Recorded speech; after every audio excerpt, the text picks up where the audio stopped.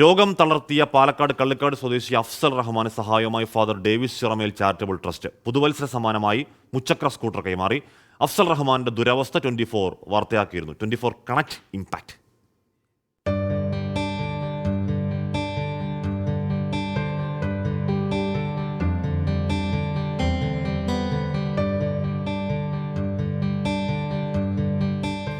സ്വന്തമായി വീടോ ഭൂമിയോ ഇല്ലാത്ത അഫ്സൽ റഹ്മാന് ആരുടെയും മുന്നിൽ കൈനീട്ടാതെ ജീവിക്കാൻ ഒരു മുച്ചക്ര സ്കൂട്ടർ വേണമെന്നായിരുന്നു ആഗ്രഹം. ഒരു ഭിന്നശേഷിക്കാരൻ്റെ ഒരു വണ്ടിയാണ് എനിക്കൊരു ആവശ്യം.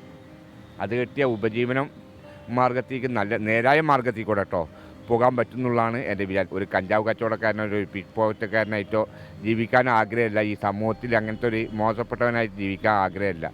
3 വർഷം മുൻപ് ശരീരം തളർന്നതോടെയാണ് അഫ്സൽ റഹ്മാന് മുന്നിൽ ജീവിതം ചോദ്യചിഹ്നമാകുന്നത്.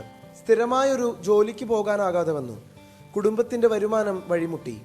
24 കണക്റ്റിന് ബന്ധപ്പെട്ടപ്പോഴും അഫ്സലിന്റെ ആവശ്യം മുച്ചക്ര സ്കൂട്ടർ ആയിരുന്നു.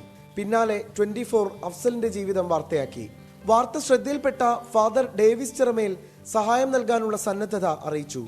തുടർന്ന് ഡേവിസ് ചിറമേലിന്റെ പിറന്നാൾ ദിനത്തിൽ father Davis Chiramel charitable trust സംഘടിപ്പിച്ച പരിപാടിയിൽ സ്കൂട്ടർ കൈമാറി. പറഞ്ഞാലും തീരില്ല സാർ. അത് അത്രയും സന്തോഷമാണ്. കാരണം ഞാൻ പോകാത്ത സ്ഥലങ്ങളില്ല. ഒരുപാട് പേര് ഞാൻ കഴിഞ്ഞിട്ട് എനിക്കൊരു വണ്ടി കയറ്റാൻ പറഞ്ഞിട്ടെ അങ്ങനെയാണ് ഞാൻ ഈ ശ്രീകണ്ഠൻ സാറിന് കത്ത് എഴുതുന്നതും നമ്മളെ ചെറുമലച്ചനെ ഞാൻ വിളിക്കുന്നതും ഒക്കെ പറയാം. അപ്പൊ അച്ഛൻ പറഞ്ഞു ബേജാറാണ്ട, ഞാൻ നാട്ടിലെത്തിക്കോട്ടെ, വണ്ടി ശരിയായിട്ടാണോ. സ്വന്തമായി ഭൂമിയില്ലാത്തതിനാൽ അപേക്ഷ നൽകിയെങ്കിലും ലൈഫ് പദ്ധതിയിൽ നിന്ന് പുറത്താണ് അഫ്സൽ റഹ്മാൻ. സ്കൂട്ടർ ലഭിച്ചതോടെ ഇനി സ്ഥിര വരുമാനം കണ്ടെത്താനാകുമെന്ന പ്രതീക്ഷയിലാണ് അഫ്സൽ റഹ്മാൻ. നിഖിൽ പ്രമേഷ്, 24 പാലക്കാട്.